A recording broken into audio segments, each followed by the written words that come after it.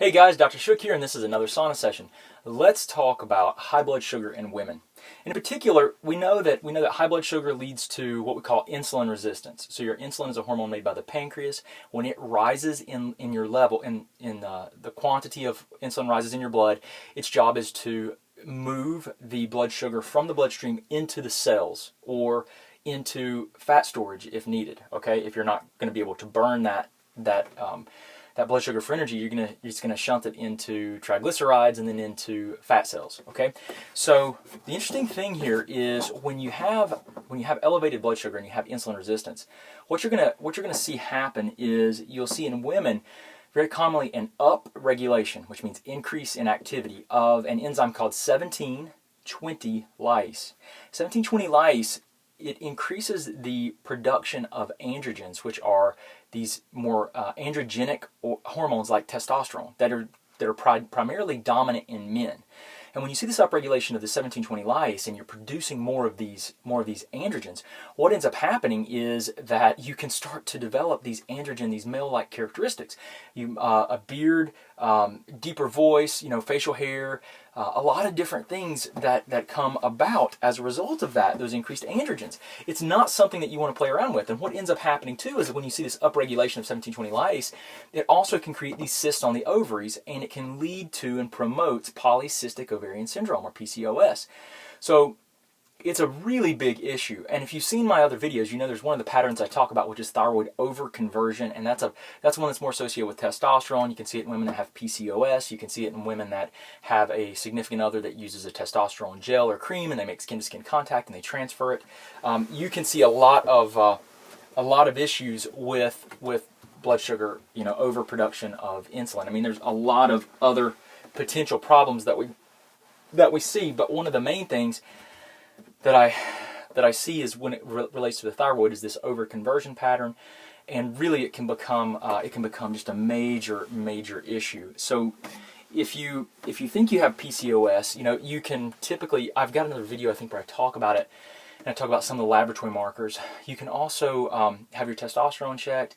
You can have your ovaries, an ultrasound done of the ovaries, and a lot of times what that will do is that will help you to visualize and see if any cysts are there.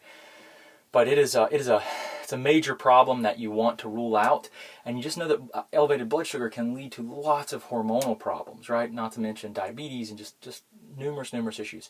So please take that seriously. It's something that I'm always thinking about. I'm always considering. I'm looking at different ways that we can work it up. Sometimes we will do some advanced adrenal testing, and we'll look at some of these hormones, and we'll look at cortisol, and we'll see what's happening overall. But you always want to look. So you notice I'm talking about testosterone elevations with PCOS, and then what was I talking about as the original driver of that? Blood sugar, right? Blood sugar.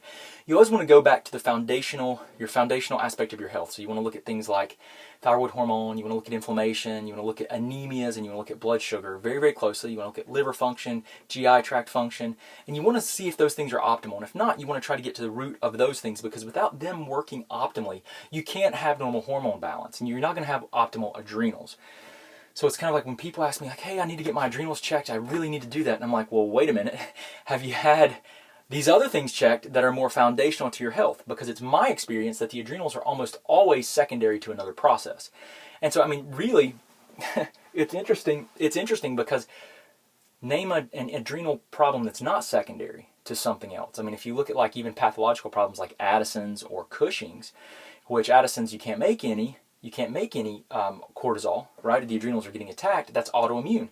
So autoimmune for me is priority number one, right? Dampening the autoimmune process. You look at Cushing's. Well, Cushing's can be an overproduction of cortisol due to tumors so there's a few different things, but primarily the output is you get Cushing's, you have this overproduction of cortisol, and if that's there, it's secondary to like a tumor, right? It's usually when you see an endocrine gland producing more hormone, or really significantly higher levels, it's going to be more of a potential tumor. So those are all issues where you look at that and it's like the adrenal function is almost always secondary, and the adrenals greatly influence hormones. So it typically goes, if you've got hormonal problems, check adrenals. If you've got adrenal problems, check blood sugar. If you've got blood sugar problems, check inflammation, right? Check thyroid.